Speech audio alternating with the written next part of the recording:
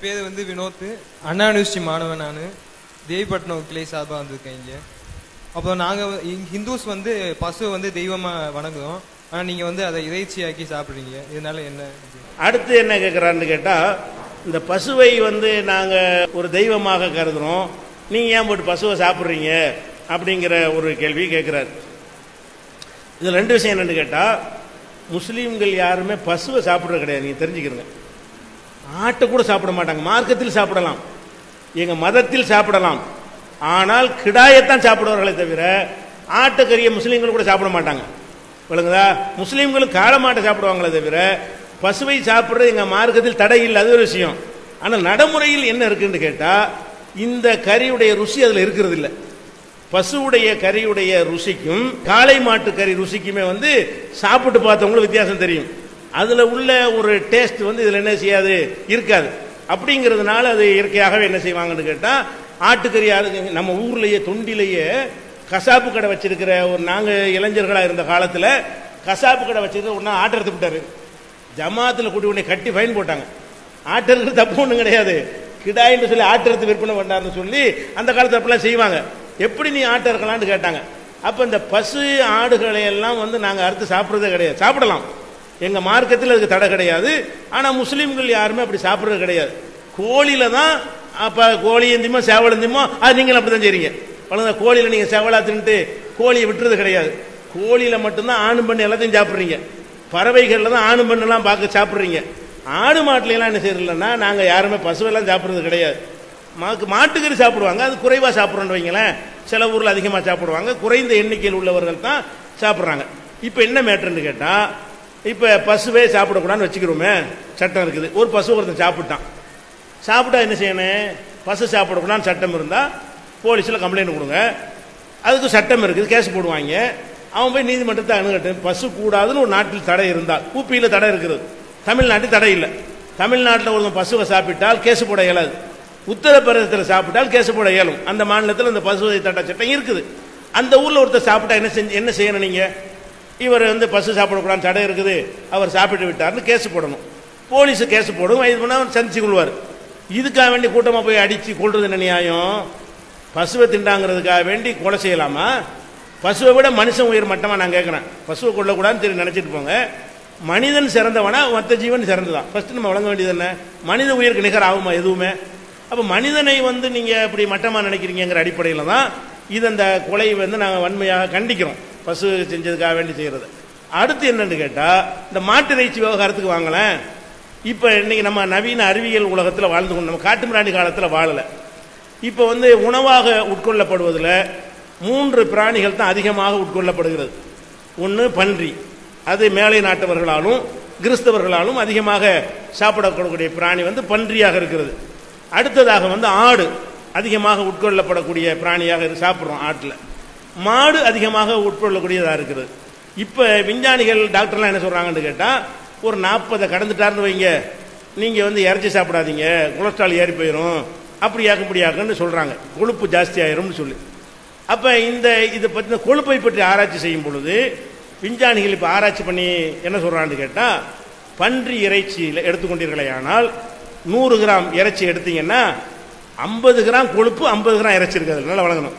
100 gram பன்றி இறைச்சியில் கொழுப்பு எவ்வளோ இருக்கு? 50-50 இருக்கிறது. கொழுப்பு பாதி, இறைச்சி பாதி.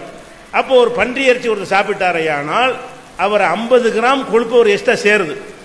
அப்போ அதையே அதிகமாக சாப்பிட்டுருமோ கொழுப்பு அதிகமாக போய் அதனால் சில நோய்கள்லாம் வருவதை எல்லாம் விஞ்ஞானி கண்டுபிடிச்சிருக்கிறாங்க. அது ஒரு விஷயம். ஆட்டு இறைச்சி எடுத்துக்கிட்டீங்கன்னா 100 கிராம் ஆட்டு இறைச்சியில் 17 கிராம் தான் கொழுப்பு இருக்கிறது. 100 கிராம் ஆட்டு இறைச்சி சாப்பிட்டீங்கன்னா இறைச்சி போக மீதி 17 கிராம் கொழுப்பு. அப்போ 17 கிராம் கொழுப்பு நம்ம உடம்புக்கு கொடுக்குறோம். ஏற்கனவே கொழுப்பு ஜாஸ்தியாக இருந்துச்சுன்னா அவங்கள பாதிக்காது. 25-20 வயசு பிள்ளைகளுக்கு பாதிக்காது. கொழுப்பையே 100 கிராம் தின்னால் ஒன்றும் செய்யாது. அது ஒரு விஷயம். ஒரு நடுத்தர வயசை கடந்து விட்டோம் என்று சொன்னால் 100 கிராமுக்கு 17 கிராம் இருந்துச்சுன்னு சொன்னால் 20% ஆச்சு ஏறக்குறைய. அவ்வளோ பெரிய நெருக்கி வந்துருச்சு. அவ்வளோ பெரிய கொழுப்பு அதில் இருக்குது ஆட்டு இறைச்சியில். மாட்டு இறைச்சியில் 100 கிராமுக்கு 5 கிராம் தான் கொழுப்பு இருக்குது. 100 கிராம் இறைச்சி சாப்பிட்டீங்கன்னா கொழுப்பு எவ்வளவு? 5 கிராம் தான் இருக்குது. எது சாப்பிடுவது ஏற்ற உணவு? சிந்திச்சு பார்க்கணும். நம்ம மாமிசம் சாப்பிட விரும்புகிறோம், மாமிசம் வேணாண்டு அவங்க கதை வேற. அவங்க கத்திரிக்காய் உருளைக்கிழங்கு சாப்பிட்டு போன அது ஒரு விஷயம். சாப்பிடலாம் என்கிற கொள்கையில் உள்ளவங்களா இருந்தால் ஆரோக்கியத்துக்கு எது நல்லது, எதில் கொழுப்பு கம்மியாக இருக்கிறதோ அதை தானே சாப்பிடணும். அதான சிறந்த உணவா இருக்கு. பிரஷர் உள்ளவங்களுக்கு, கொலஸ்ட்ரால் உள்ளவங்களுக்கு எல்லாம் மாட்டுக்கறி பஞ்சாயத்து இல்லை, பெரிய பஞ்சாயத்து கிடையாது. கோழியில் கூட ஜாஸ்தியா இருக்கிறது. மாட்டுக்கறி தான். நம்ம மாடு பெருசா இருக்கணும்னா அதுல கேடு ஜாஸ்தியா இருக்குன்னு நினைக்கிறீங்க, கிடையாது. மாட்டுல தான் கொழுப்பு கம்மி, 100க்கு 5 தான். ஒவ்வொரு 100 கிராம் இறைச்சியிலையும் 5 கிராம் தான் கொழுப்பு இருக்கிறது. அப்ப 5 கிராம் கொழுப்பு என்பது ஒரு நார்மலா மனுஷனுக்கு தாங்கக்கூடிய கொழுப்பு தான். அது ஆசைப்பட்டு இறைச்சியை திண்டா கூட நம்ம பாதிக்காது. அது மாதிரி 4 மடங்கா போச்சு ஆடு திண்டீங்கன்னா. பன்றியை திண்டா 10 மடங்காச்சு. மாட்டை சாப்பிட்டால் மாட்டிலிருந்து ஆடு 4 மடங்கு கூட கொழுப்புல, பன்றி மாட்டை விட 10 மடங்கு கூட. அப்ப பெரிய பாதிப்புகளை ஏற்படும். அப்படின்னு வச்சு பார்க்கும் பொழுது ஏன் இந்த மாட்டு இறைச்சி ஒரு பாவமணியை கருதுறீங்க? சாப்பிடாட்டி விஷயம் வேற, இருந்துட்டு போங்க. அதுதான் நல்ல மனிதனுக்கு கேடு கிடையாது. அதனால ஏதாவது கேடு நிரூபிக்கப்பட்டிருக்குதா? சரி. அதை விட இந்தியாவில் உலகத்துக்கெல்லாம் நம்ம நாட்டில் விட வெளிநாடுகளில் தான் இந்த மாதிரி கால்நடை பஞ்சம் இருக்கிறது. நம்ம நாட்டில் பஞ்சம் கிடையாது. வீட்டுக்கு வீடு, கிராமத்துக்கு கிராமம் வளர்க்குறோம். அவங்க எல்லாம் நவீன உலகத்தில் அதெல்லாம் அழிச்சுட்டாங்களா, வெளியிலேருந்து வாங்கி தான் திங்கிறாங்க. இறைச்சி வேணும்னு சொன்னால் வேற நாட்டிலேருந்து இறக்கணும். அப்போ இறக்கும் போது எல்லா நாடுகளும் மேற்கத்திய நாடுகளுக்கு, ஐரோப்பிய நாடுகளுக்கு, அமெரிக்காவுக்கு, அரபு நாடுகளுக்கு ஏற்றுமதி செய்கிறாங்க. எதை? மாட்டு இறைச்சியை. அதில் இந்தியா தான் ஃபர்ஸ்ட்ல இருக்கிறது. அதுவும் ஃபர்ஸ்ட்ல எப்பன்னா இப்போதான் மோடி பிரதமர் ஆன பிறகுதான் மாட்டு இறைச்சி ஏற்றுமதியில் இந்தியா முதலிடம். அப்ப மாட்டு இறைச்சி ஏற்றுமதியில் இந்தியா முதலிடம் நிறைய அந்நிய செலாவணி வருதுன்னு சொன்னா அப்ப அதுல என்ன அர்த்தம்? நிறைய மாடு அறுக்கப்படுதுன்னு அர்த்தம். அறுக்கப்படுறது அரசாங்கம் ஊக்குவிக்குதுன்னு அர்த்தம். ஊக்குவிக்கிறதுனால தான் ஏற்றுமதி. மாட்டு இறைச்சி ஏற்றுமதினா வானத்திலிருந்தா இறைச்சி இறங்குது, அதையே அனுப்புறாங்க. மாட்டை அறுத்து தானே மாட்டு இறைச்சி எடுக்கணும். அப்ப மாட்டு இறைச்சி ஏற்றுமதின்னு சொன்னா மாடுகள் அறுக்கப்படுதுன்னு தான் அர்த்தம். அப்ப மாடுகள் மூலமாகத்தான் வருமானம் ஜாஸ்தியா வருது. அப்ப வருமானம் அரசாங்கத்துக்கு நிறைய கிடைக்குங்கிறத பெருமையாக சொல்றாங்க. உலகத்தில் ஃபர்ஸ்ட் நம்ம தான். உலகத்திலேயே எல்லா நாடும் மாட்டு இறைச்சி ஏத்துறான், இந்தியா தான் ஃபர்ஸ்டாக இருக்கிறது. அப்ப நம்ம என்ன யோசிக்கணும்? இதன் மூலமாக அந்த வருமானத்தை கொண்டு நீங்க சாப்பிடுறீங்க, அது மட்டும் சரியா? உங்களுக்கு குடி தண்ணி அரசாங்கத்தில் ஏற்பாடு பண்ணி தர்றான்னு சொன்னா மாட்டு இறைச்சி ஏற்றி வந்த வருமானம் அதில் கலந்துருக்கிறது. உங்களுக்கு இலவச மருத்துவ உதவி செய்யறான்னு சொன்னா மாட்டு இறைச்சி ஏற்றுமதி பண்ணி அதுல இருந்து ஒரு வருமானம் வருமே, அந்த காசுல உங்களுக்கு மருத்துவம் செய்யப்படுது.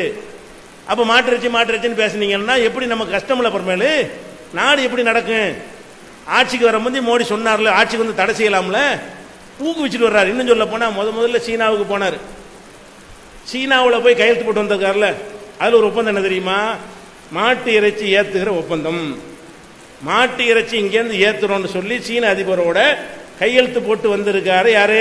மாட்டு இறைச்சி சாப்பிடக்கூடாதுன்னு சொல்றாங்கல்ல, அவங்கள சேர்ந்த ஒரு ஆள். அப்ப என்ன இதுல விளங்குது?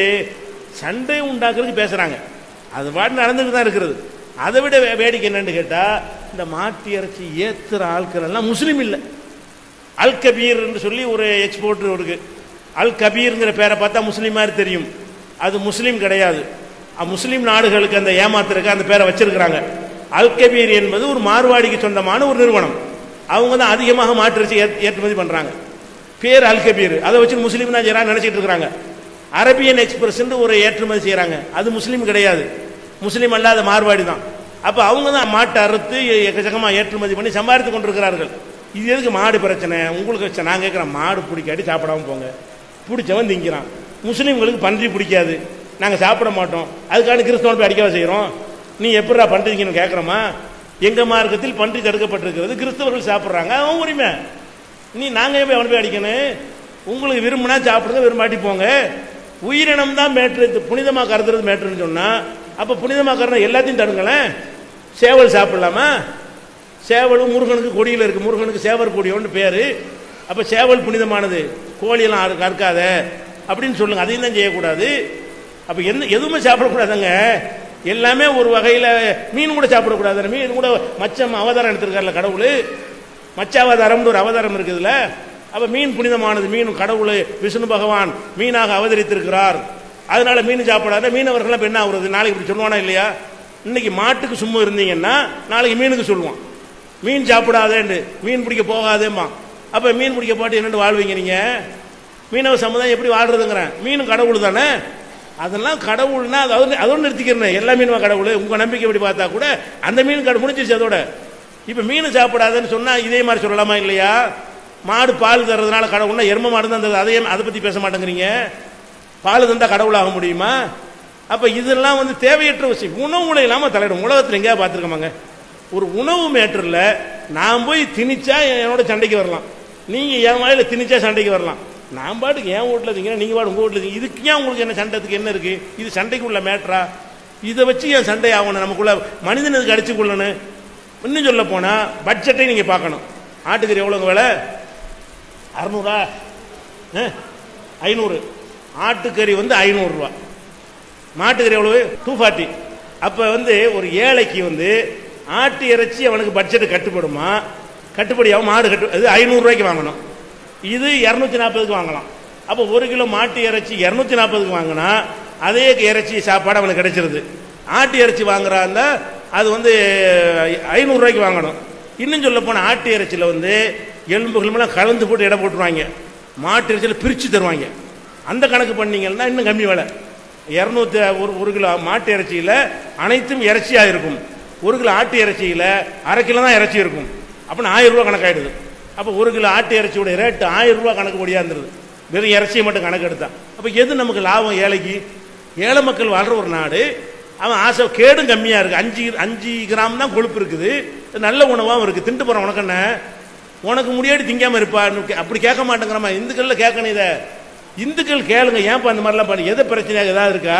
அவன் திங்கிறது நீ ஏன் தடுக்க? நான் தானே திங்கிறேன்னு சொல்லுங்க. இந்து மக்கள்லாம் சாப்பிடலையா? மாடுகள் சாப்பிட மாட்டாங்க, சாப்பிட தானே செய்கிறாங்க நிறைய பேர். அப்போ இதெல்லாம் ஒரு மதத்தின் பெயரால் பிரச்சனையாக்க கூடாது. நல்லிணக்கத்தை கெட்டு போயிடும். மனிதனும் முக்கியத்துவம் கொடுங்க. மனிதன் எல்லாத்தையும் விட பெருசவன் நினைங்க. யார் என்ன சாப்பிட நமக்கு என்ன? இப்படிலாம் ஒருத்தர் மாதிரி நாடா இருக்குமா? எங்களுக்கு உதாரணமா எங்களுக்கு ஒரு கடவுள் தான், மற்றெல்லாம் கடவுள் இல்லைங்கிறோம். அதுக்கான நாங்கள் உடைக்க முடியுமா போட்டு? நாங்கள் வணங்க மாட்டோம், அவ்வளவுதான். நீங்க கடவுள்னு சொல்றது நாங்கள் கடவுள் இல்லைன்னா வணங்க மாட்டோமே தவிர அதை வச்சுக்கிறாத உடைச்சு போடுவோம்னா அப்படி நியாயமாகும்? அது தப்பு. அந்த மாதிரி தான் இது இருக்குது. உங்களுக்கு புனிதமானதை ஏதாவது கருதுனீங்கன்னா ஆட்டை கருதுறவங்க ஆட்டை வளர்த்துட்டு போங்க, மாட்டை கருது மாட்டை வளர்த்துட்டு போங்க. மனுஷனுக்கு ஏன் கொள்றீங்க? அதுக்காக வேண்டி